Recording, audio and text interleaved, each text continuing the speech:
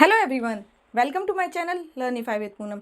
English के इस सफ़र में हम एक नई जर्नी स्टार्ट करने वाले हैं जो है कि इंग्लिश ग्रामर। आज से हम अपने चैनल पर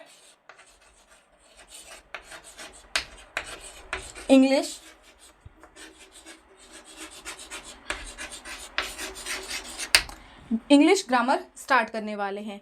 इस कोर्स को एक प्रॉपर तरीके से डिज़ाइन किया गया है। इसमें जो इंग्लिश ग्रामर रहेगी वो बिल्कुल बिगनर से, जो भी बच्चे स्टार्टिंग फेज़ में हैं या फिर जो बच्चे कॉम्पिटिटिव एग्ज़ाम्स की तैयारी करने वाले हैं और अपने एकेडमिक सेशन में हैं, तो वो बच्चे भी इस कोर्स से जुड़ सकते हैं और अपनी जो फाउंडेशन है इंग्लिश ग्रामर से रिलेटेड, जो बिगनर्स के लिए इंग्लिश ग्रामर जो ज़रूरी होनी चाहिए, उसको अपना पूरा स्ट्रॉन्ग कर सकते हैं और इंग्लिश ग्रामर के इस कोर्स को करके वो कॉन्फिडेंट हो सकते हैं।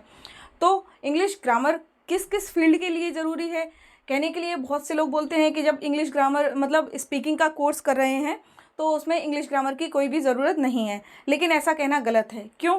क्योंकि जब भी हम सड़क पर या रोड पर अपनी गाड़ी ड्राइव कर रहे होते हैं, सोचो अगर वहाँ पर कोई ट्रैफिक रूल्स ही ना हो, अगर वहाँ पे कोई ट्रैफिक रूल्स नहीं होंगे तो वहाँ पर एक्सीडेंट होने का डर बिल्कुल बना रहेगा।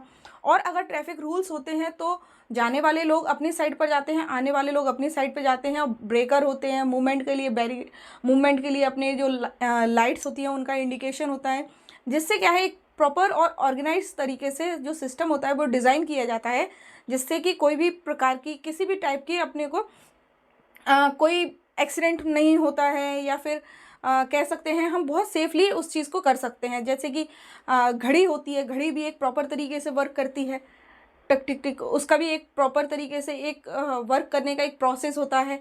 सेम ऐसा ही लैंग्वेज के साथ में होता है। जो इंग्लिश लैंग्वेज है वो बहुत ब्यूटीफुल लैंग्वेज है।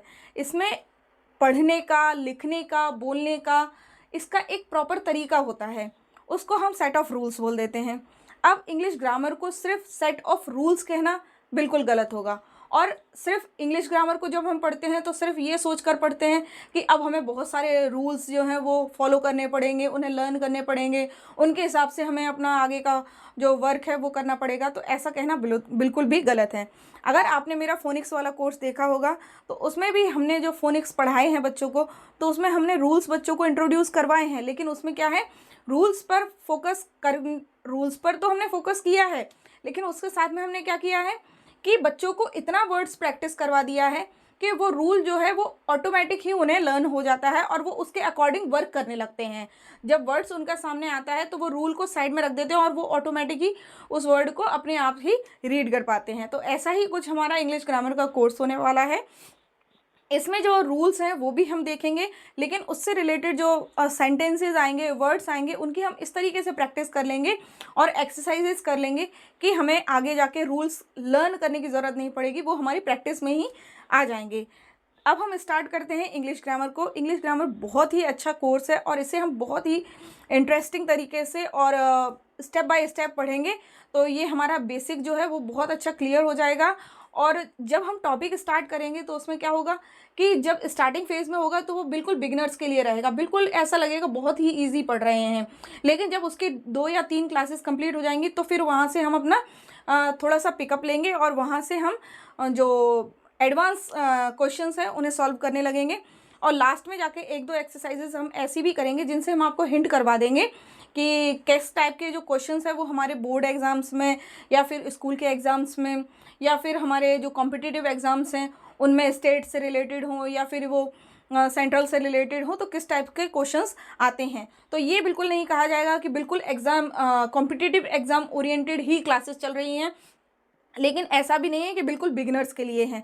आप अगर बिगिनर्स हैं तो आप इन क्लासेस से जुड़ सकते हैं, और आप इन क्लासेस से जुड़ेंगे तो आपकी बिगिनर्स वाली जो फाउंडेशन है वो भी कंप्लीट हो जाएगी और आप बहुत स्ट्रांग फील करेंगे अपने आप को इंग्लिश ग्रामर में। साथ ही आप कॉम्पिटिटिव एग्जाम्स के लिए भी तैयार हो जाएंगे और उससे रिलेटेड क्वेश्चंस जो है वो ईजिली सॉल्व कर पाएंगे। ठीक है, तो अब यहाँ पर ग्रामर हम पढ़ते हैं। ग्रामर क्या है? Grammar is a set of rules. तो इसमें हम जो लेसन 1 पढ़ने वाले हैं वो हमारा लेसन 1 है सेंटेंसेज। लेसन 1 क्या पढ़ेंगे हम? सेंटेंस।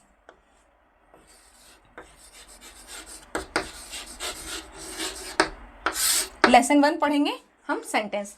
अब सेंटेंस पढ़ने से पहले हम क्या देखेंगे? सेंटेंस पढ़ने से पहले हम देखेंगे कि अल्फ़ाबेट क्या होते हैं। अल्फ़ाबेट देखा हमने, जैसे कि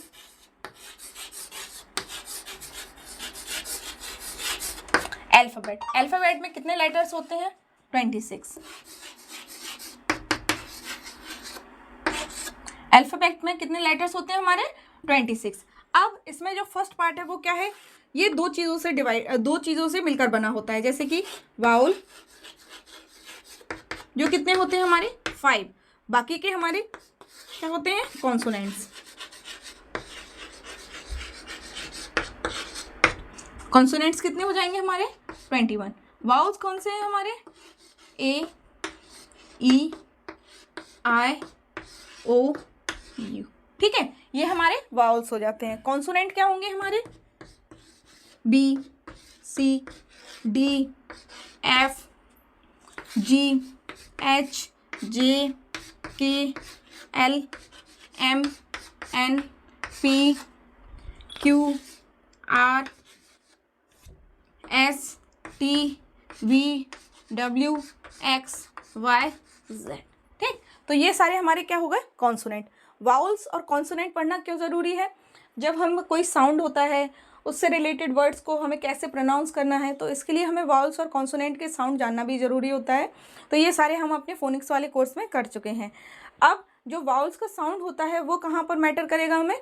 वो जब हम आर्टिकल पढ़ेंगे तो वहाँ पर इस चीज़ को जानना भी ज़रूरी हो जाता है, तो वो चीज़ें वहाँ पर जानेंगे। अब हम क्या पढ़ने वाले हैं कि जैसे अल्फ़ाबेट है वो 26 लेटर्स से बना होता है। उसमें दो पार्ट होते हैं, एक होता है वाउल जो होते हैं ए, ई, आई, ओ, यू।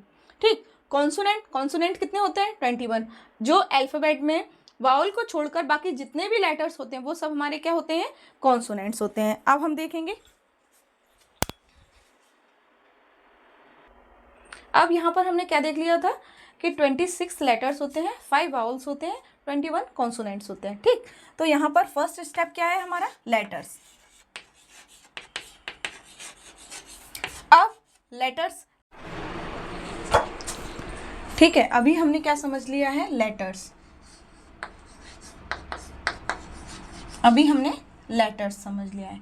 लेटर्स के बाद में आता है, लेटर्स होने के बाद में फिर आता है वर्ड्स। लेटर्स को मिलकर क्या बनेगा? वर्ड्स। वर्ड्स के बाद में आएंगे sentences.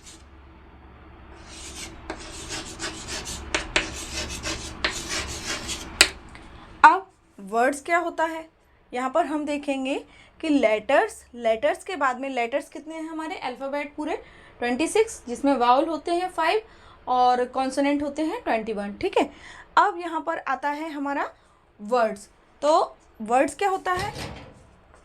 A word is a group of letters.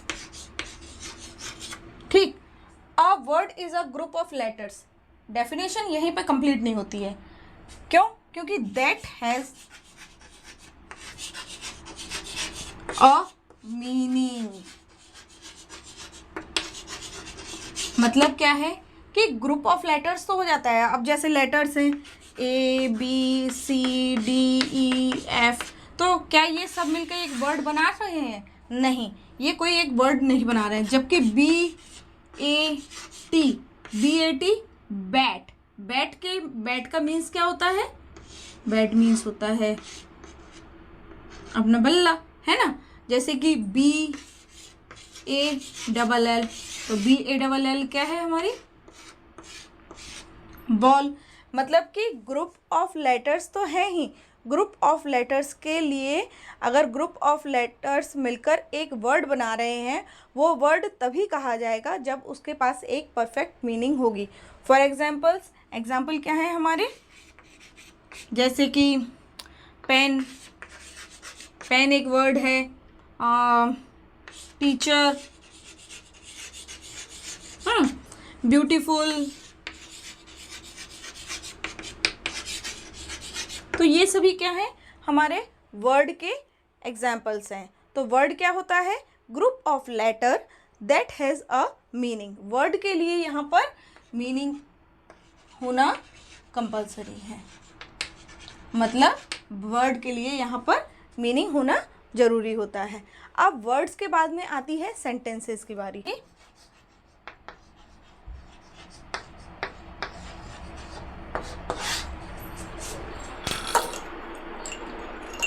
जो सेंटेंस की डेफिनेशन क्या आएगी?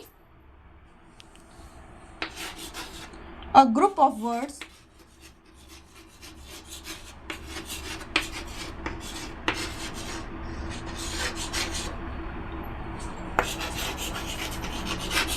that makes a complete sense.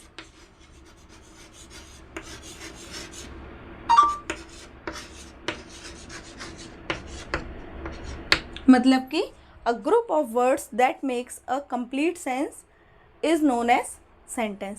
Sentence की जो डेफिनेशन हो जाएगी वो हो जाएगी अ group of words that makes a complete sense. Okay, तो ऐसे करके हमारी सेंटेंस की डेफिनेशन हो जाएगी।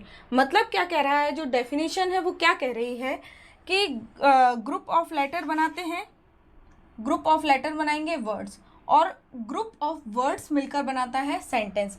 वर्ड्स कब पूरा माना जाएगा? जब वर्ड का कोई मीनिंग होना चाहिए, ठीक है। लेकिन जब सेंटेंस कब पूरा माना जाएगा? जब सेंटेंस के पास कोई एक कंप्लीट सेंस होना चाहिए। सेंटेंस का क्या होना चाहिए? कंप्लीट सेंस होना चाहिए, ठीक है। अब एग्जाम्पल देख लेते हैं, जैसे कि टेंस होगा तो कंप्लीट सेंस यहाँ पर देख लेते हैं। अब सेंटेंस का एग्जाम्पल क्या हो जाएगा? This is a beautiful flower. तो यहाँ पर जो वर्ड्स हैं वो एक प्रॉपर तरीके से ऑर्गेनाइज करके प्रॉपर तरीके से यहाँ पर अरेंज किए गए हैं और इनका एक कंप्लीट सेंस निकलता है। This is a beautiful flower, मतलब कि यह एक बहुत सुंदर फ्लावर है, मतलब ये एक बहुत सुंदर फूल है। तो ये सेंटेंस जो है वो कंप्लीट माना जाएगा। जैसे कि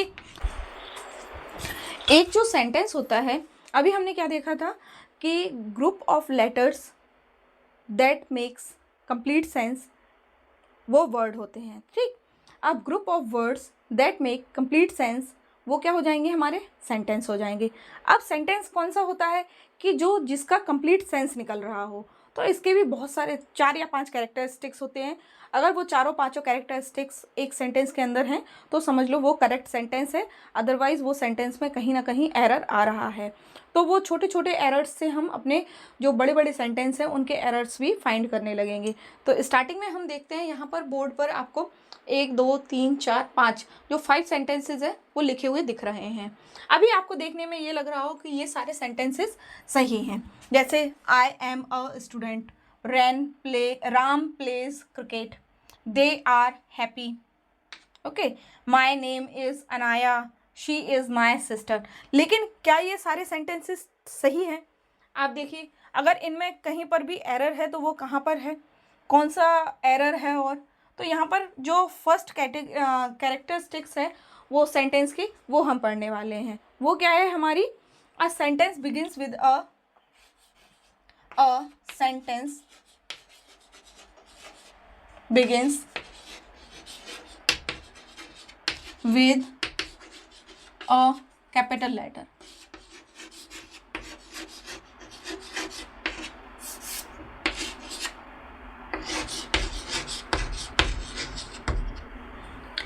एक जो सेंटेंस होता है वो हमेशा स्टार्ट कहाँ से होता है? कैपिटल लेटर से। ये उसकी सबसे फर्स्ट वाली कैरेक्टरिस्टिक्स है। जैसे A B C D ये हमारे क्या है? कैपिटल लेटर हैं।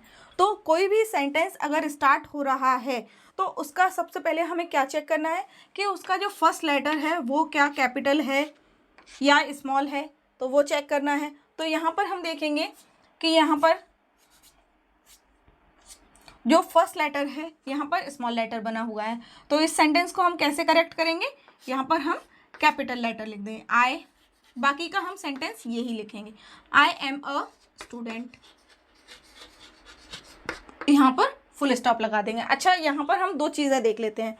A sentence begins with a capital letter और ends with a proper punctuation mark. Ends with a proper punctuation mark, मतलब कि कोई भी सेंटेंस अगर एंड होगा तो वहाँ पर या तो फुल स्टॉप होना चाहिए अगर वहाँ पर बात एंड हो रही है, या वहाँ पर क्वेश्चन मार्क आना चाहिए, या फिर वहाँ पर मार्क ऑफ एक्सक्लेमेशन, वहाँ पर अगर कोई अचंभित वाली बात कही गई है, जैसे वहाँ पर कोई आश्चर्य वाली बात कही गई है, तो वहाँ पर मार्क ऑफ एक्सक्लेमेशन भी आना चाहिए। तो इससे हम पहचान करते हैं कि वहाँ सेंटेंस ये कंप्लीट है या नहीं। अगर हम किसी सेंटेंस के लास्ट में कोई फुल स्टॉप नहीं लगा रहे हैं तो वो सेंटेंस अपने आप में कंप्लीट नहीं है, ठीक है। अब यहाँ पर राम प्लेज क्रिकेट, तो यहाँ पर हम दो एरर देखकर चल रहे हैं कि जो भी स्टार्टिंग होगी किसी भी सेंटेंस की वो वहाँ पर कैपिटल लेटर होना चाहिए, और जहाँ पर सेंटेंस एंड हो रहा है वहाँ पर प्रॉपर मार्क ऑफ पंक्चुएशन होना कंपलसरी है, ठीक है। तो यहाँ पर क्या हो जाएगा, राम। और एक चीज़ और याद रखनी है, कहीं पर भी इंग्लिश में अगर किसी का नाम आता है, कोई प्रॉपर नाउन हम बाद में पढ़ेंगे, अभी हम सिंपल इतना समझ लेते हैं, अगर किसी भी सेंटेंस में किसी भी व्यक्ति का, बुक का, या फिर किसी का भी नाम आता है तो वो नाम जो आएगा वो कैपिटल लेटर से ही स्टार्ट होता है। अगर हम अपना नाम लिख रहे हैं तो वहाँ पर फर्स्ट लेटर हमारा कैपिटल होना चाहिए, अपने दोस्त का नाम लिख रहे हैं तो उसका नाम हमें फर्स्ट लेटर कैपिटल होना चाहिए, मम्मा का, पापा का, टीचर का, प्रिंसिपल का, किसी का भी अगर हम नाम लिखते हैं तो वहाँ पर वो जो नाम है उसका फर्स्ट लेटर वो क्या है, कैपिटल होना चाहिए, ठीक है। तो यहाँ पर दोनों ही रूल आ जाएंगे, RAM, राम प्लेज क्रिकेट। और यहाँ पर कोई बात सिंपल तरीके से कही गई है, किसी ने कोई क्वेश्चन नहीं पूछा है, कोई चंबे वाली बात नहीं है, तो यहाँ पर फुल स्टॉप आ जाएगा, ठीक। THEY दे आर हैप्पी, तो इस सेंटेंस को हम कैसे ठीक करेंगे, कैपिटल लेटर ले आएंगे, THEY दे आर हैप्पी। सोचने में लग रहा है कि ये रूल तो बहुत ही इजी है, फर्स्ट लेटर कैपिटल हो जाता है, लेकिन मोस्टली बच्चे जो अपने बिगनर्स होते हैं, जो स्टार्टिंग फेज में होते हैं, 5th क्लास के, 6th क्लास के बच्चे होते हैं, 7th क्लास के, यहाँ तक कि 8th क्लास के बच्चे तक भी यहाँ पर जो गलती कर बैठते हैं, ठीक है। माई नेम इज़ अनाया, तो यहाँ पर क्या आएगा, माई का एम बड़ा आएगा, माई नेम इज़ अनाया। अब यहाँ पर कोई नाम आया है, किसी लड़की का नाम आया है, तो उसका फर्स्ट लेटर क्या होगा, कैपिटल, भले ही वो बीच में आया हो, स्टार्टिंग में आया हो, या फिर लास्ट में आया हो, और कोई बात कही गई है तो यहाँ पर फुल स्टॉप आ जाएगा। शी इज़ माई सिस्टर, तो यहाँ पर SHE फर्स्ट लेटर कैपिटल आ जाएगा, she is my sister, full stop, ठीक है। तो अभी हमने सेंटेंस में दो कैरेक्टरिस्टिक्स देख ली हैं, उसमें क्या है, अ group of words that makes complete sense, तो उसका जो कंप्लीट सेंस निकल के आ रहा है तो वो सेंटेंस है, ठीक है। सेंटेंस जो है स्टार्ट कहाँ से होएगा, सेंटेंस हमेशा किसी भी कैपिटल लेटर से ही स्टार्ट होता है, एक बात। दूसरी बात, जब सेंटेंस कंप्लीट होता है वहाँ पर एक प्रॉपर पंक्चुएशन मार्क आना चाहिए। अगर सिंपल सेंटेंस आया है फुल स्टॉप लगा देंगे, अगर कोई क्वेश्चन पूछा गया है मार्क ऑफ क्वेश्चन लगा देंगे, ठीक है, क्वेश्चन मार्क लगा देंगे। और अगर वहाँ पर कोई आश्चर्यचकित होने वाली बात कही गई है तो वहाँ पर हम मार्क ऑफ एक्सक्लेमेशन लगा देंगे, जो कि हमने अभी आपको बताया था। मार्क ऑफ एक्सक्लेमेशन क्या होगा, ऐसे करके आ जाएगा, ठीक है। और एक चीज़ और जानिए आज हमने, कि जब भी किसी व्यक्ति का अगर हम नाम लिखते हैं, किसी बच्चे का, छोटे का, बूढ़े का, बड़े का, डॉगी का, है ना, अपनी गाय का, किसी का भी नाम लिखते हैं तो उसका जो फर्स्ट लेटर है वो हमेशा कैपिटल रहेगा, ठीक है। 3 चीज़ें जान ली हैं अभी हमने क्या पढ़ा था अभी, कि एक सेंटेंस जो है वो एंड किस पे होगा, एक प्रॉपर पंक्चुएशन मार्क पर। तो जब भी हम कोई सीधे सीधे बात बोल देते हैं और जो एंड होती है तो वहाँ पर हमें फुल स्टॉप यूज़ करना होता है। जब हम किसी से क्वेश्चन पूछते हैं तो वहाँ पर क्वेश्चन मार्क आ जाता है, और जब भी कोई ऐसी बात बोली जाती है जिससे बहुत बड़ा अचंबा होने वाला होता है तो वहाँ पर मार्क ऑफ एक्सक्लेमेशन आ जाता है, जिसका साइन ये है। इसके हम एक एक एग्जांपल्स देख लेते हैं। फुल स्टॉप के हमने एग्जांपल्स देख लिए हैं, फिर भी हम देख लेते हैं।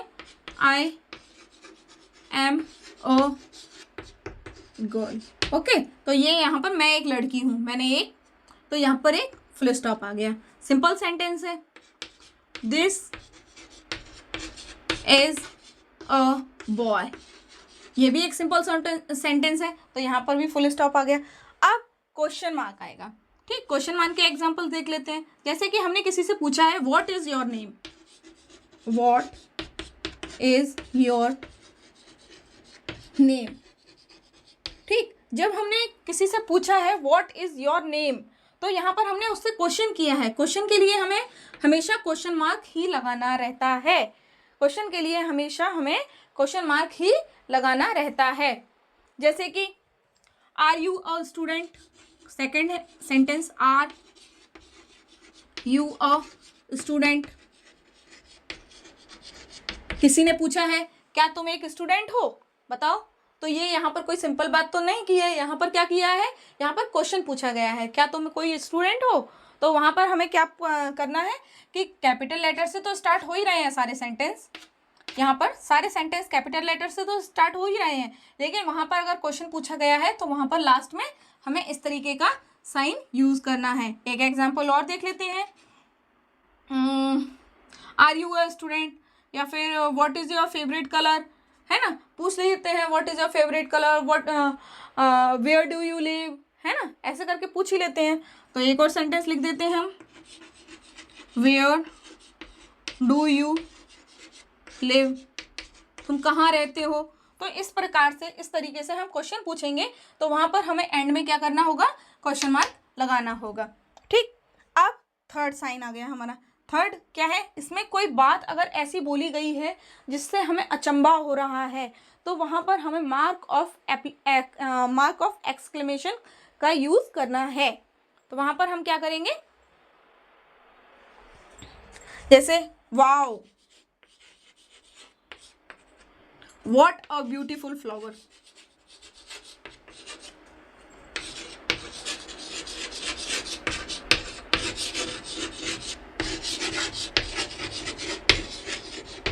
तो यहाँ पर क्या है कि हमने देखा है कि wow what a beautiful flower, यहाँ पर मार्क ऑफ एक्सक्लेमेशन है वो यहाँ पर भी लगा सकते हैं हम, और यहाँ पर भी लगा सकते हैं कि अरे वाह कितना सुंदर फ्लावर है, ऐसा तो हमने पहली बार कभी देखा ही नहीं है, कितना सुंदर फ्लावर है।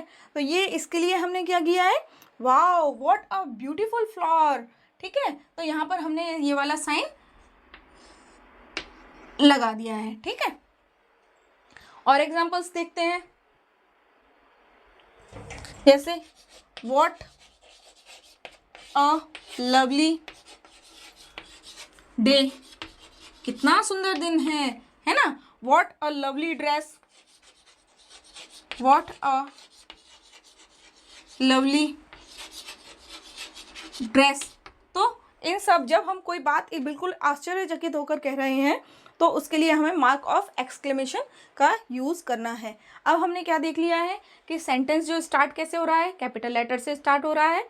सेंटेंस में अगर कोई नेम आ रहा है तो उसे हमें कैपिटल लेटर से लिखना है, और सेंटेंस में अगर हम सिंपल बात बोल रहे हैं तो वहाँ पर फुल स्टॉप, अगर कोई क्वेश्चन पूछ रहे हैं तो वहाँ पर क्वेश्चन मार्क, प्लस कोई अगर इंटरेस्टिंग या बिल्कुल अचंभित करने वाली बात बोल रहे हैं तो वहाँ पर हमें अमेज करने वाली बात बोल रहे हैं तो वहाँ पर हमें मार्क ऑफ एक्सक्लेमेशन का यूज़ करना है। ठीक,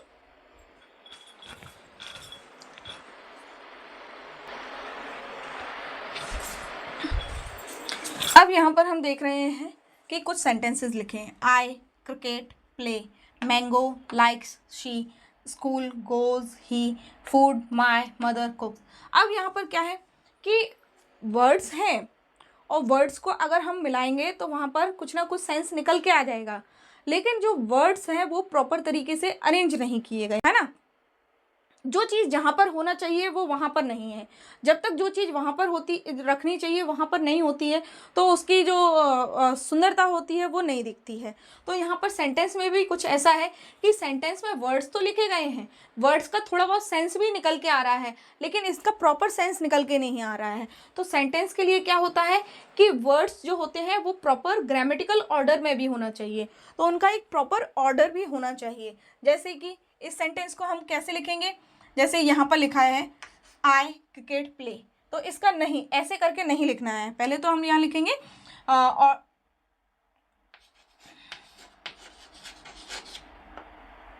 words must be in a proper order.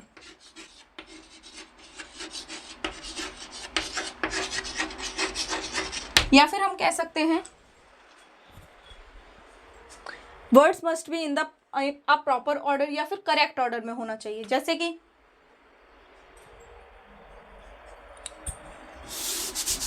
In the correct order लिखना सही रहेगा, in the correct order, correct order. ठीक, जैसे कि आई क्रिकेट प्ले, तो यहाँ पर आई क्रिकेट प्ले ना लिखकर क्या लिखेंगे, आई प्ले। जब हम सेंटेंस देखेंगे तो वहां पर हम इस चीज को बताएंगे। अभी आपको सिंपल एक चीज बताई जा रही है कि जो सेंटेंस होता है उसमें जो वर्ड्स होते हैं वो प्रॉपर ऑर्डर में भी होना चाहिए और उनका एक प्रॉपर सेंस भी निकल के आना चाहिए। जैसे कि हम देखेंगे आगे चल के subject plus verb plus object हो जाता है। तो अभी हम जो सेंटेंस है उसका स्ट्रक्चर नहीं देख रहे हैं, अभी हम सिर्फ आपको बेसिक नॉलेज दे रहे हैं कि सेंटेंस में क्या क्या होना जरूरी होता है जिससे कि वो एक करेक्ट सेंटेंस बन पाता है। जैसे कि अब यहाँ पर है मैंगो लाइक्स शी, तो यहाँ पर ऐसे नहीं लिखेंगे, इसको कैसे लिखेंगे, शी लाइक्स मैंगो, उसको क्या पसंद है, मैंगो। ठीक, स्कूल गोज ही, नहीं, इसको ऐसे नहीं लिखा जाएगा, इसको कैसे लिखा जाएगा, ही गोज स्कूल, वो स्कूल जाता है। ठीक, फूड माई मदर कुक्स, तो इसको कैसे लिखेंगे, माई मदर कुक्स फूड। ओके, तो यहाँ पर हमने सब चीज़ें देख ली हैं। फर्स्ट लेटर कैपिटल होना चाहिए, है, लास्ट में जो मार्क है तो वो भी है। ठीक, यहाँ पर अगर किसी का नाम आया है, नाम नहीं आया है, किसी का भी नाम आता है तो उसको हमें क्या करना है, एक कैपिटल लेटर से स्टार्ट करना है, और जो वर्ड्स हैं उनको प्रॉपर ऑर्डर में भी रखना जरूरी होता है, तभी एक सही सेंटेंस बन पाता है। अब एक चीज़ और बतानी थी आपको, क्या ग्रुप ऑफ वर्ड्स को ही हम सेंटेंस बोलेंगे,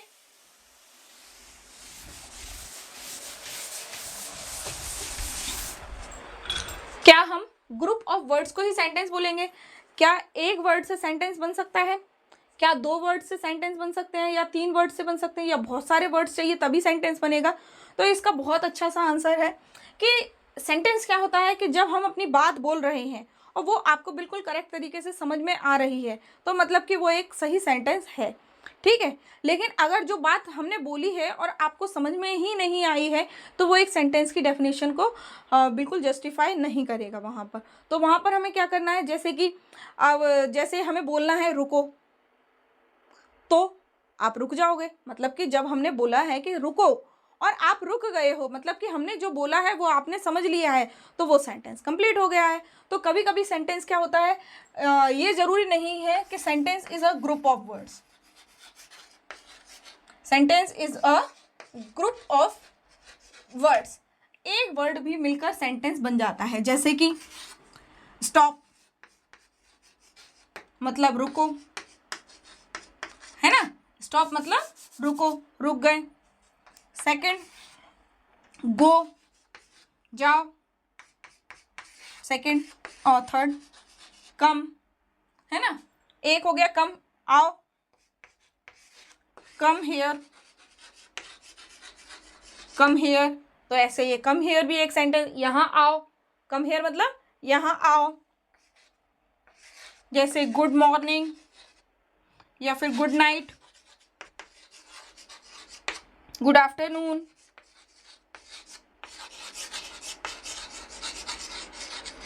गुड आफ्टरनून या गुड नून।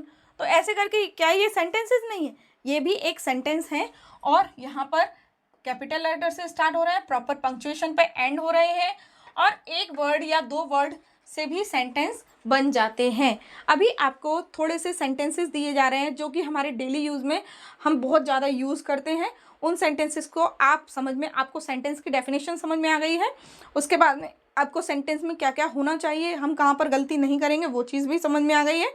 अब लास्ट में हम आपको कुछ सेंटेंसेस ऐसे देते हैं जो आप अपनी डेली लाइफ में यूज़ कर। तो अभी आगे के जो सेंटेंस में और भी उसमें सब्जेक्ट और प्रेडिकेट फाइंड करेंगे, और सब्जेक्ट का जो स्ट्रक्चर होता, सेंटेंस का जो स्ट्रक्चर होता है, subject plus verb plus object, और आगे भी जो भी होता है, उनको पढ़ने से पहले यहाँ पर कुछ सेंटेंसेस दिए हैं आपको, जो कि 1 वर्ड का भी है, 2 वर्ड के भी हैं और 3 वर्ड के भी हैं, और 3 से ज़्यादा वर्ड्स के भी बन सकते हैं।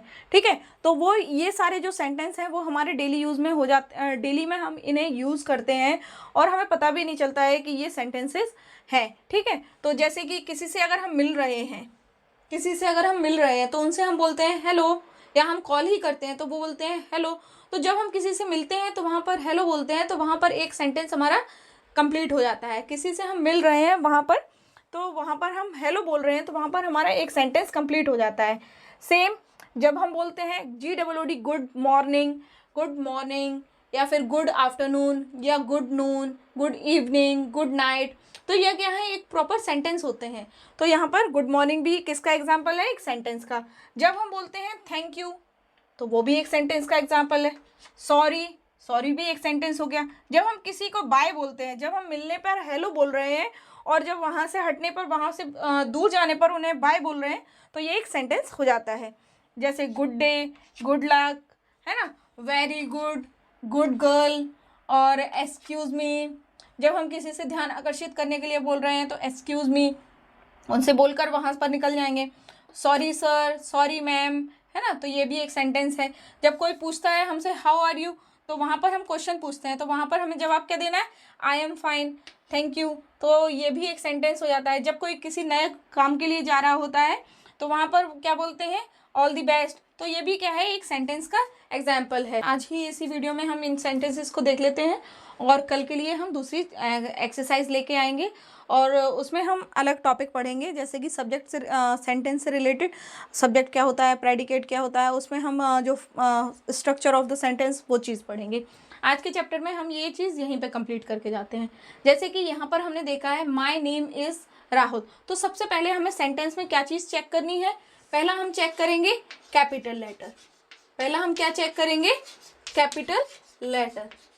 ठीक है, तो यहाँ पर फर्स्ट लेटर कैपिटल है क्या, तो यहाँ पर मिस्टेक कहाँ, यहाँ है, तो इसकी मिस्टेक हमने यहाँ पर ठीक करेंगे, तो इसे क्या हो जाएगा, हमारा माय हो जाएगा। ठीक, तो पहला तो ये है। दूसरा यहाँ पर ये कैपिटल लेटर ठीक है, ये कैपिटल लेटर ठीक है, यहाँ पर कैपिटल लेटर नहीं है, यहाँ पर कैपिटल लेटर नहीं, यहाँ पर कैपिटल लेटर नहीं है।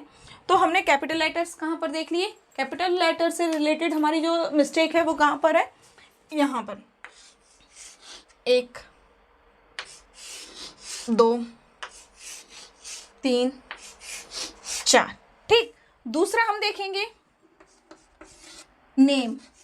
अगर सेंटेंस में कहीं पर नेम आया है तो वो क्या कैपिटल लेटर में लिखा है, जैसे कि माय नेम इज़ राहुल, तो राहुल इसको आपको करेक्ट करना है।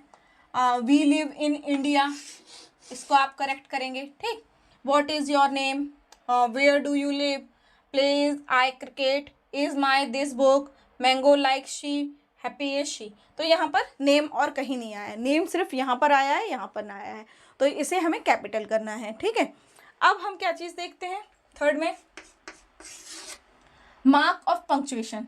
पंक्चुएशन कहाँ पर, ठीक है, माय नेम इज़ राहुल, तो यहाँ पर राहुल के लास्ट में पॉइंट है, ठीक है, फुल स्टॉप है। वी लिव इन इंडिया, यहाँ पर भी लिखा हुआ है।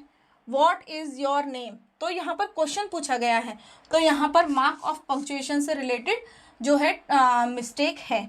वेयर डू यू लिव, इसमें भी क्वेश्चन पूछा गया है, तो मार्क ऑफ पंक्चुएशन हमें ठीक करना है। प्ले आई क्रिकेट, अब is my this book, mango like she, happy is she, तो इनमें क्या है, सेंस सही नहीं आ रहा है, तो यहाँ पर करेक्ट वर्ड ऑर्डर देखेंगे हम। पहले पंक्चुएशन देख लिया,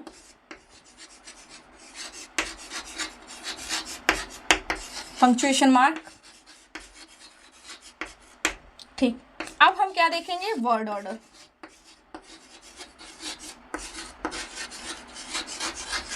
या फिर हम कह सकते हैं सेंस ऑफ द सेंटेंस।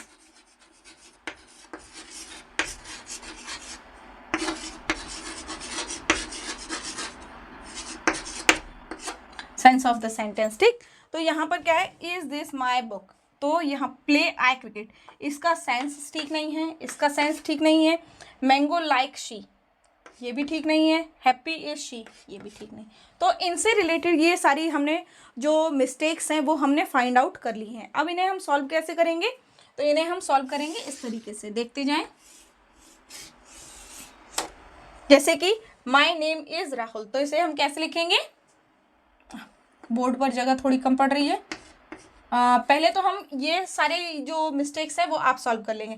अब यहाँ से जो सेंस वाली सेंटेंस है, करेक्ट वर्ड ऑर्डर वाले हैं, उन्हें हम देख लेते हैं। प्ले आई क्रिकेट नहीं होगा, ये क्या होगा? आई प्ले क्रिकेट, ठीक।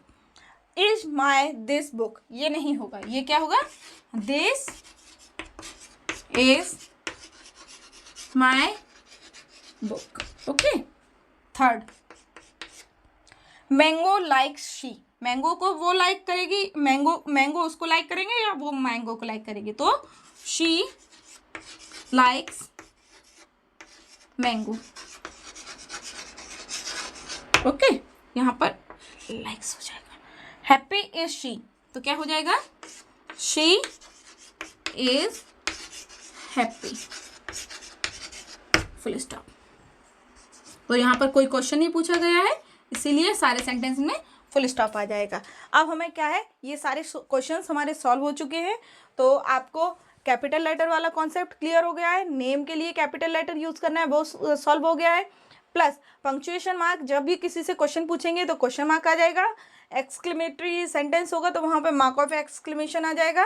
प्लस अगर कोई सिंपल सेंटेंस होता है तो वहाँ पर फुल स्टॉप आ जाता है। और वर्ड ऑर्डर है, वर्ड ऑर्डर को हमने यहाँ से देख लिए हैं कि यहाँ पर I play cricket, this is my book, she likes mango, she is happy.